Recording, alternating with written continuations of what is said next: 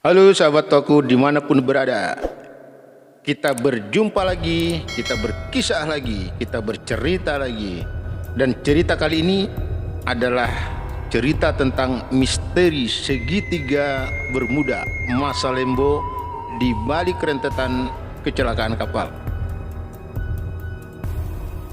Sahabat tuaku, Masa Lembu atau Masa Lembo adalah sebuah kecamatan di Kabupaten Sumeneb, Jawa Timur yang terdiri dari 3 pulau, yakni Masa Lembu, Masa Kambing, dan Kramian. Perairan di kepulauan ini kerap memakan korban. Musibah transportasi laut yang paling mengundang perhatian khalayak di perairan ini adalah peristiwa tenggelamnya kapal Tampo Mas II. Itu pada tahun 1981, 27 Januari. Dulu Iwan Fals itu pernah mengarang lagu yang berjudul Celoteh Camar Tolol. Itu menggambarkan betapa mengerikannya kecelakaan tersebut. Kapal Tampo Mas II yang terbakar dan tenggelam seperti yang dinyanyikan Iwan dan dibuktikan laporan-laporan yang muncul setahun setelah kecelakaan dibeli lewat jalur culas. Jadi Tampo Mas II ini dibeli dari pihak luar, ya, pihak asing. Tampo Mas II memang kapal bekas buatan Mitsubishi Heavy Industries di Shimonoseki, Jepang, yang diproduksi pada tahun 1956. Pada tahun 1971, kapal ini dimodifikasi sehingga kecepatannya dapat ditingkatkan. Meski bekas, tapi harga Tampo Mas II mencapai 8,3 juta dolar. Angka ini mengundang kecurigaan sebab Jepang sempat menawarkan kapal lain yang harganya jauh lebih murah, yakni 3,6 juta dolar. Berbagai kecelakaan transportasi laut di perairan Masa Lembu terus terjadi. Setelah tragedi Tampo Mas II, yang terbaru adalah terbakarnya kapal motor KM Santika Nusantara yang berpenumpang 111 orang pada Kamis 22 Agustus 2019. Hingga pada hari Minggu pada tanggal 25 Agustus 2019 waktu sore hari, kapal yang berlayar dari Surabaya menuju Banjarmasin itu masih dalam proses evakuasi. Sebanyak 56 penumpang yang sebelumnya berhasil dievakuasi oleh sejumlah kapal nelayan ke pelabuhan Masa Lembu. Selanjutnya dibawa oleh KNP Cundamani ke pelabuhan Tanjung Perak, Surabaya. Menurut Direktur Kesatuan Penjaga Laut dan Pantai, dari 56 orang yang berhasil dievakuasi, 53 selamat dalam kondisi sehat, sementara 3 meninggal dunia. 2 tahun sebelumnya, tepatnya pada 22 Mei 2017, kapal motor penumpang KMP Mutiara Sentosa I itu mengalami kebakaran. Kapal yang bertolak dari pelabuhan Tanjung Perak, Surabaya itu hendak menuju ke Balikpapan. Dari 197 penumpang, 5 diantaranya meninggal dunia. Sepanjang 2006 sampai 2009, setidaknya terjadi 6 kecelakaan transportasi laut di perairan Masa Lembu. Pertama, pada 29 Desember 2006, kapal Roro Senapati Nusantara tenggelam. Itu berpenumpang sekitar 569 orang. Kapal bertolak dari Teluk Kumai, Kalimantan Tengah menuju pelabuhan Tanjung Emas, Semarang. Sejumlah penumpang selamat mengutarakan pengalaman lolos dari maut kepada salah satu harian pos. Saat kapal oleng dihantam ombak setinggi 6 meter, anak saya langsung lepas dari genggaman tangan, ujar salah satu penumpang waktu itu di Semarang yang terombang-ambing di atas sekoci selama 2 hari.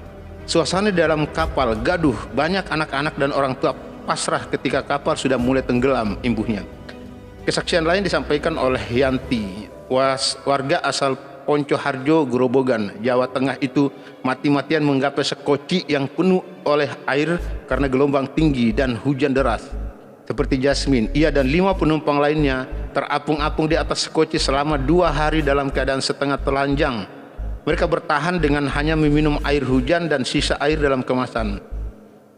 Saya hanya memakai pakaian dalam karena kalau tidak lepas celana jeans, maka saya tidak bisa naik sekoci sebab terlalu berat. Benar sih, kalau kita berada di air terus pakai celana yang agak berat kayak celana jeans, itu kita nggak bisa gerak sama sekali, bahkan badan kita ikut tenggelam ke bawah air.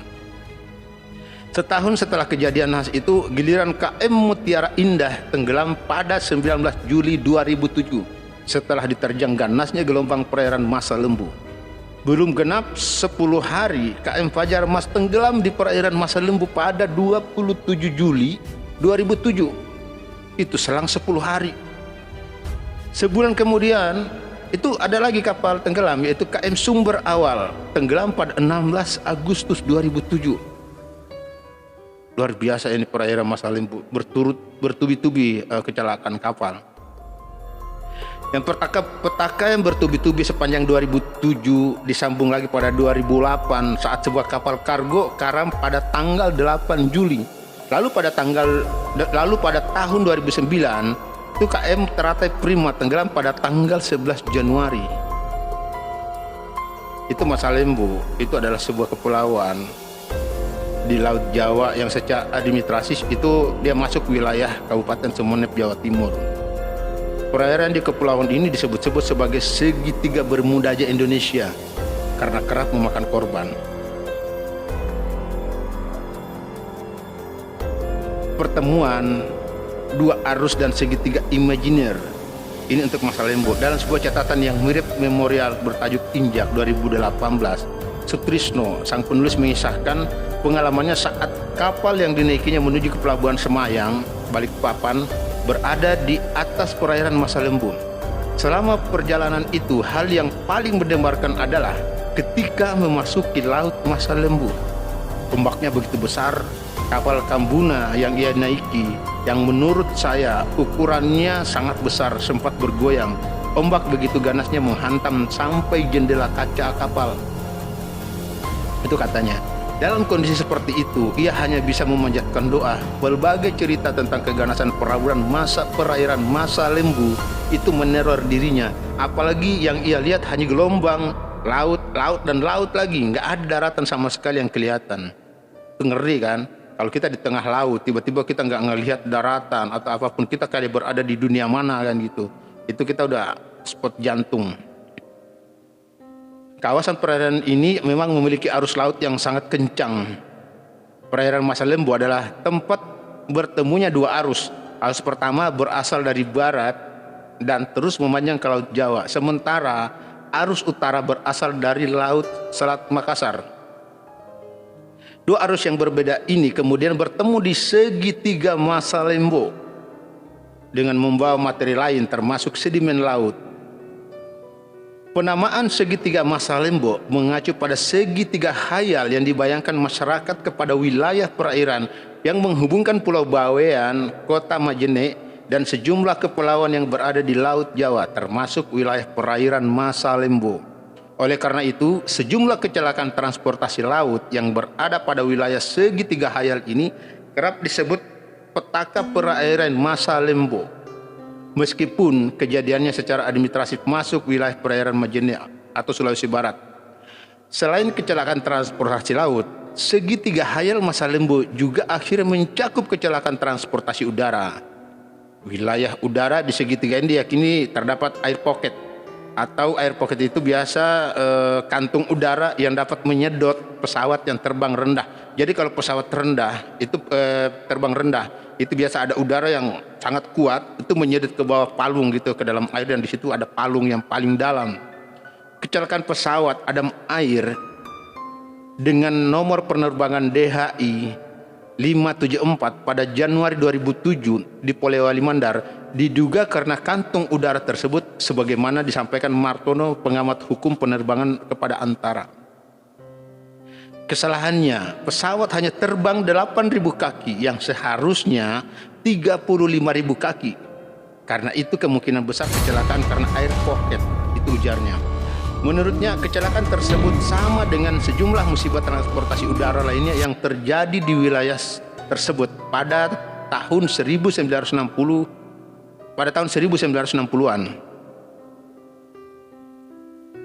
Jadi untuk kisah segitiga Masa Lembu ini sangat misterius sekali dan memang sangat angker, karena dulu seingat saya waktu masih perjalanan menuju ke Jakarta, Bau-Bau atau Bau-Bau Makassar, kalau melewati perairan itu kalau kita mendengar kisah itu di pas tengah laut sering ada terdengar jeritan orang menjerit, orang menangis di belakang itu, di belakang dek kapal. Kita kan kadang-kadang suka ke belakang, itu kadang-kadang suka ada suara-suara misterius, suara-suara kayak rame banget, tapi itu di dalam laut gitu, di laut lepas itu suara-suara. Pokoknya memang sangat misterius sekali. Oke sahabat aku, untuk kali ini kisah kali ini cukup sekian dulu. Dan kalau ada kisah-kisah yang menarik, yang berbau mistis atau horor atau misteri, silahkan ditambahkan di kolom komentar supaya kita bisa mengulik kembali kisah-kisah yang akan disampaikan pada video-video berikutnya. Terima kasih sahabat aku. Jangan lupa di like, subscribe, komen, dan di share agar terus berkembang video ini. Terima kasih. Assalamualaikum warahmatullahi wabarakatuh.